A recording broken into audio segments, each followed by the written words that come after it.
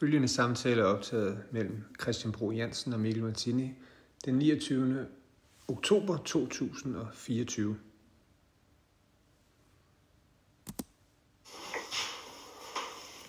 Ja, hej Christian. Hej, men hej Mikkel. Har du tid? Ja, det er helt i orden. Det lyder super. Mikkel, tak for snakken i går. Jeg synes, som sagt, var fint lige at tale sammen. Jeg kan også stå ud og tale med nogen fra teamet i dag, så det er jo også ganske fint. Jeg har lige, drøftet, kan man sige, situationen med Per, bare lige i forhold til, ligesom hvad at vi tænker, og jeg vil egentlig bare lige drøfte med dig, hvad vi gør. Fordi den ene ting, det er i princippet bare, at vi ligesom tager den aftale, at vi lavede, og ligesom, canceler den, og ligesom siger, at der var breach i forbindelse med, at der var de her artikeludtalelser. Men Christian, der bliver nødt til at stoppe dig. Det har der ikke været. Altså, der har været breach, og breachen har været, da du fortæller teamet, at jeg er blevet fyret. Det er den første. Og at du så efterfølgende fortæller andre kunder. Det er breachen. Og det kan vi så diskutere om. I så et tilfælde er det mig, der vil have påtaleretten i forhold til, om man skal ophæve aftalen. Ja, så man kan sige, der er i hvert fald helt sikkert en diskussion der, man kan tage om man skal ophæve den. På en eller anden måde. Jeg er ikke advokat, så det må man lige tage der. Så det er den ene, hvis det er det. Og den anden, det er egentlig bare, kan man sige, som at du også lidt var inde på i går, det er, at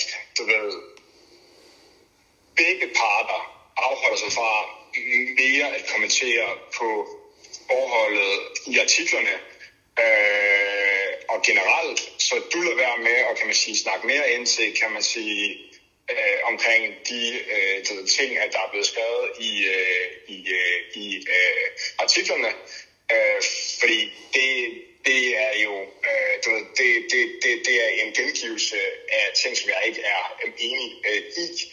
Nå, det var du enig i går, da vi talte sammen. At hvordan det var fremstillet i artiklerne. Altså, der er jo ikke noget faktuelt forkert i de artikler. Nej, men det skulle ikke have været bud. Nej. Du ved, den måde, det bliver fremhævet på, er jo, Jeg er enig i, at den måde, at artiklerne kom frem med overskriften, det var slet ikke det, der var intentionen. Det er forkert, men det er, altså, det er stadig ikke forkert. Men omkring lønstruktur og så videre, det er jo selvfølgelig ikke noget, man kan drøfte offentligt. Og du ved, og det ved du, og det ved jeg, og det er bare irriterende. Så man kan sige, det der egentlig bare er, den ene løsning har sagt, den anden løsning, det er, at du fraholder fra at kommentere mere omkring CV og lønstruktur og whatever, og jeg gør det samme og siger bare, prøv at jeg kan bekræfte, at Mikkel har været der, i timer der, og det er det, og så stopper den der, så ja, så vi gør det på den ene måde, vi gør det på den anden måde. Jeg kan mærke på, teamet, nu kan lige Rasmus og jeg bliver talt med, at de er sådan lidt, ukomfortable situationen. Jeg synes jo, det er super akavet, og det er jo også en ærgerlig position at bringe dem i. Men Christian, de kan godt lide dig som person, jo. Ja, men Christian, jeg har brug for din hjælp i forhold til, hvordan jeg skal agere. For det, jeg finder ud af, da vi taler sammen i går, det er, at du har fortalt teamet, og du har fortalt kunder, som har ringet ind og spurgt, hvad fanden er der foregået i forhold til de artikler. Der har du fortalt, at jeg er blevet opsagt.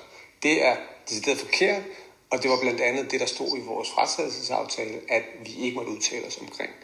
Hvordan skal jeg forholde mig til det? Nej, det er ikke fortalt. Jeg har sagt, at det, der står i artiklerne, der er to sider af samme sag.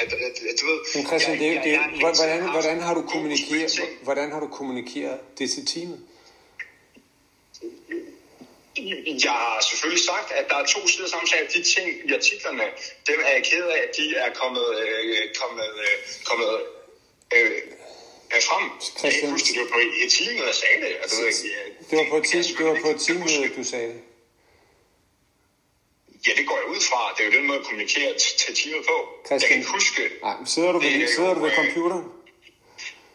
Nej, det gør jeg ikke. Så kan du prøve at gå ind i sendte beskeder, og så kan du se, fordi du har sendt en mail rundt til teamet, hele Kapital Markets teamet, hvor i der står, at jeg er blevet afskedet. Så det kan være, at du lige skal undersøge det, inden vi taler sammen. Christian, det her, det er meget mere alvorligt. Meget mere alvorligt.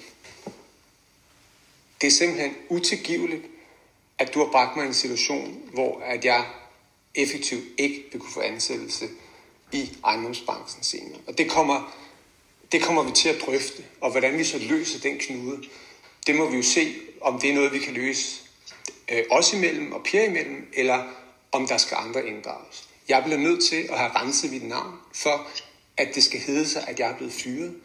Det skal på en eller anden måde dementeres over for de personer, som har fået det at vide, at det ikke er det, der er sket. Og så må vi finde ud af, hvordan vi ellers håndterer det her.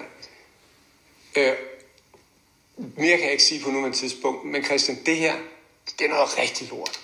Du har sat mig i en forfærdelig position, og det skal bare håndteres ordentligt. Så må du jo komme tilbage på hvordan du tænker, at det skal være. Det kan jo være anderledes. Nej, det ved jeg godt, men nu, det er klart, men nu ringer også. Men jeg må indrømme, efter vores samtale i går, der var jeg bare blæst bagover omkring det. Og det er også derfor, jeg har rettet ud til nogle af teamet, for ligesom at høre, hvad er der op og ned, hvad har været deres oplevelse. Og så selvfølgelig sige, at det er ikke det, der stemmer overens. Og det er jo også irriterende for dig, at du er blevet bragt i en situation, hvor at du nu skal forklare. Men det har jeg ikke noget, altså. Det er, hvad det er. Men Christian, det er der, vi er. Okay, jamen ved du hvad, du vender bare tilbage så. Ja, skal vi aftale det? Det er fint, hej du. Hej.